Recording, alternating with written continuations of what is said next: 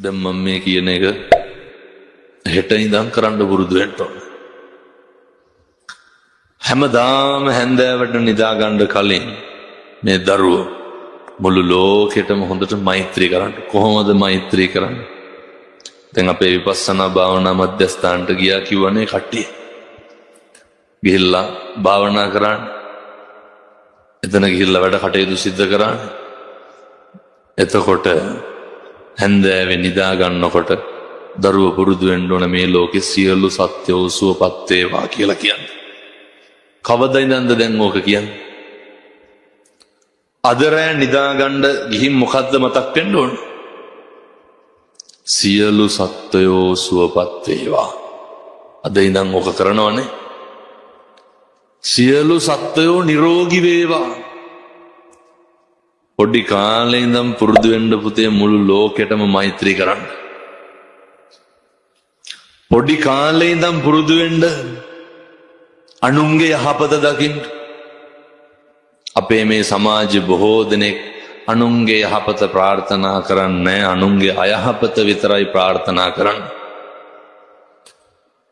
අපි පොඩි කාලේ ඉඳන් පුරුදුනොත් එහෙම අනේක නිරෝගී වේවා වෛර නැත්තෝ වේවා කියලා අපිට මොකද වෙන්නේ?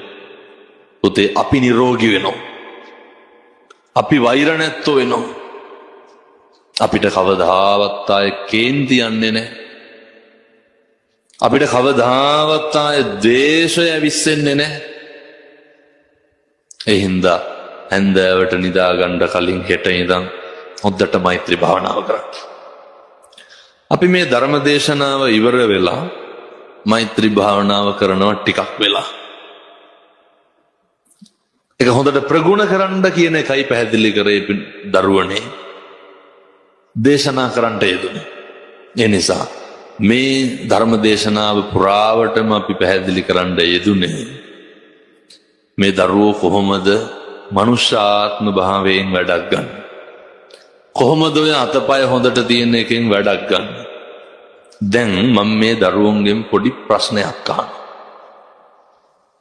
ඔය මේ දරුවන්ට තරහ යන්නේ නැද්ද?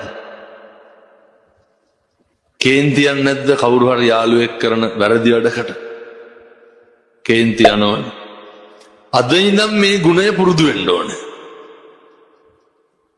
දැන් මට කියන්න මේ දරුවෝ තෝ කියලා බැන්න නම් බැන්නේ කාටද? අපිට කවදාවත් තෝ කියලා බැන ගන්නවද? පුතේ අපි බැන්නේ අපිටද අනුන්ටද? අනුන්ට නෙමෙයිද? අපි කුණුහරුපයක් කිව්වනම් කිව්වේ කාටද? අනුන්ට. අපි අපිට කුණුහරුපෙන් බැන ගන්නවද? දැන් පව් සිද්ධ වෙන්නේ කාටද? අනුන්ට බැන්නහම පව් පිරෙන්නේ කාටද? අපිට. අපිට පව් පුරව ගන්න මොකටද පුතේ අනුන්ට බනින්නේ?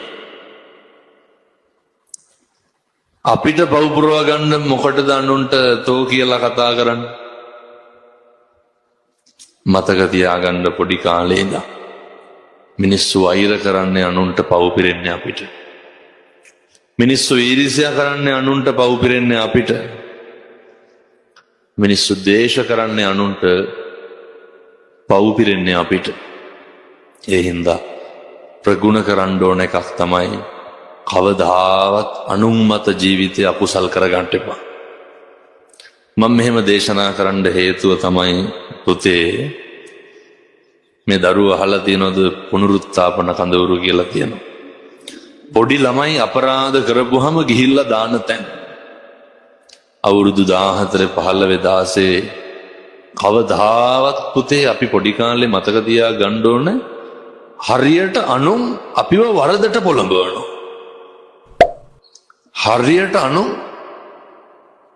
ඔය ඉස්සරහට ලොකුලා සමාජයට ගියාට පස්සේ මම මේ කියන එක හොඳට මතක තියා ගන්න ඕනේ. කිසි කෙනෙක් කියන වැරද්දක් කරන්න එපා. පොඩි කාලේ ඉඳන් අවධාරණය කරගන්න.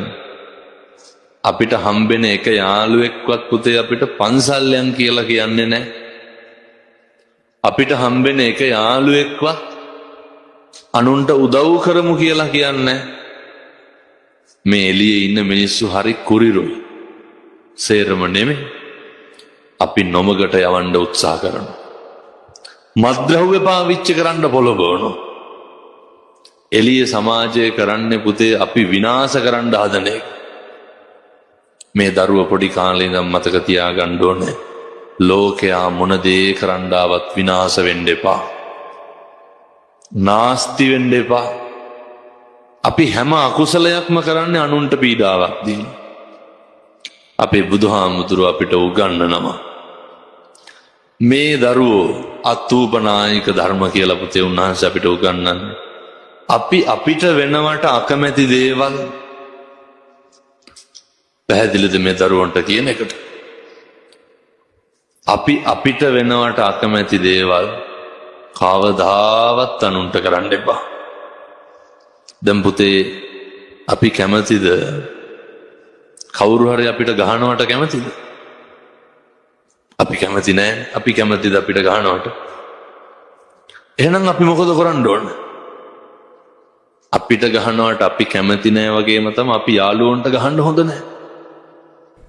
අපි කැමතිද අපිට බනිනවට? එහෙනම් අපි මොකද කරන්න ඕන? අනුන්ට බනින්න හොඳ නෑ. අපි කැමති නෑ කවුරුවත් අපිට පීඩාවට ලක් කරනවට. අපි මොකද කරන්න ඕන? අනුන් පීඩාවට ලක් කරන්න හොඳ නෑ. මෙහෙම හිතේ තියාගෙන ජීවත් වෙන්න. මේ දරුවන්ගේ අනාගතය සර්ව ප්‍රකාරයෙන්ම සාර්ථක වෙයි. ඔය මේ ලෝකේ උපදින සේරටම පුතේ ඇවිදින්න බෑ. ඇවිදින්න පුළුවන් වෙන්නේ කීප පිරිසකට විතරයි. මේ ලෝකේ උපදින සේරටම පුතේ කතා කරන්න බෑ. කතා කරන්න පුළුවන් වෙන්නේ බොහොම සීමිත පිරිසකට විතරයි. මතක තියාගන්න ඕනේ මේ ලෝකේ උපදින සේරටම පුතේ කන් ඇහෙන්නෙත් නැහැ. හැබැයි අපේ පුතාලට මේ පුතාලා කොච්චර වාග්යවන්තයිද? පෙර සංසාරේ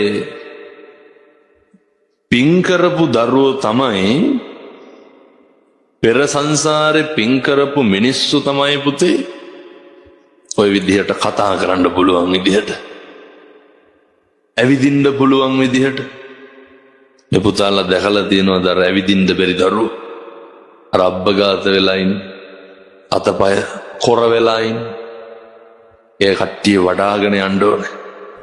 මේ පින්වත් දරුවෝ කොච්චර සංසාරේ පින් කරලා ඇද්ද? මේ පින්වත් දරුවෝ සංසාරේ කොච්චර බණ අහලා ඇද්ද? මේ පින්වත් දරුවෝ සංසාරේ කොච්චර දන් දීලා ඇද්ද? මොකේද පුතේ? මනුස්ස ලෝකේ ඉපදිලා අංගපසංග සම්පූර්ණව පිහිටන්න. දැන් ඔය කට්ටිය මේ දරුවෝ වාසනාවන්තයිද නැද්ද? වාසනාවන්තයි. මේ දරුවෝ පින්වන්තයිද නැද්ද? පින්වන්තයි. දැන් එහෙනම් අපිට වැඩක් තියෙනවා.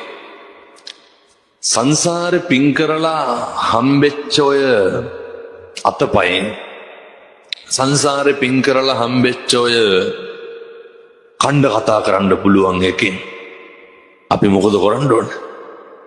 පුතේ වැඩක් ගන්න ඕන. කොහොමද දැන් වැඩක් ගන්න? මේ දරුවන්ට මතකද ලෞතුරා බුදුහාමුදුරුවන්ගේ පුරුද්දක් තිබ්බ පුතේ උදේ පාන්දර නැගිටපු ගමන් බුදුහාමුදුරුව බලනවා මේ ලෝකෙ දිහා. මේ ලෝකෙ දිහා බලනවා. බලලා උන්වහන්සේට පේනවා බලනකොට මම අද කාටද පිහිට වෙන්න ඕන කියලා. පැහැදිලිද මේ දරුවන්ට මං කියන එක? අපේ බුදුහාමුදුරුව උදේට නැගිටලා අවදි වෙලා මුළු ලෝකෙ දිහා බලනවා මහා කරුණාවෙන්. බලනකොට උන්වහන්සේට පේනවා කාටද පිහිට වෙන්න ඕනේ කියලා. දවසක් පුතේ බුදුහාමුදුරුව අවදි වෙලා බලනකොට උන්වහන්සේට පේනවා එක දරුවෙක් ඉන්නවා. එක දරුවෙක් ඉන්නවා අමු සොහනක. අර මිනී කනත්ත කියලා තියෙන අහලා තියෙනවා. මරුණාම ගිහින් දාන්න. එක දරුවෙක් ඉන්නවා මලමිනියක බැඳලා. කවුද? සෝපාක. සෝපාක මලමිනියේ බැඳලා ඉන්නකොට සෝපාක අඬනවා. දැන් මේ දරුවෝ බය නැද්ද මලමිනිය වලට? බයයි. ඒ පුංචි සෝපාකට අවුරුදු 7යි. සෝපාක මිනිය දිහා බලාගෙන අඬ අඬ ඉන්නවා. සෝපාකට දඬුවම් දීලා කවුද? දෙමව්පියෝ. සෝපාක හරි අසරණ වෙලා හිටියේ. බුදුහාමුදුරුවන්ට සෝපාක විඳින දුක පේනවා. පාන්දර සීතලේ ගහි ගහි අමුසොහනක හිටපු සෝපාකට කවුද පිට වෙන්නේ? බුදුහාමුදුරුවෝ. බුදුහාමුදුරුවෝ ඇවිල්ලා සෝපාක පොඩි හාමුදුරුවන්ව සෝපාක පුංචි පුතා මුදවා ගන්නවා. පුතේ බුදුහාමුදුරුවෝ පන්සලට අරගෙන ගිහිල්ලා සෝපාකට මොකද කරන්නේ? මහාන කරනවා.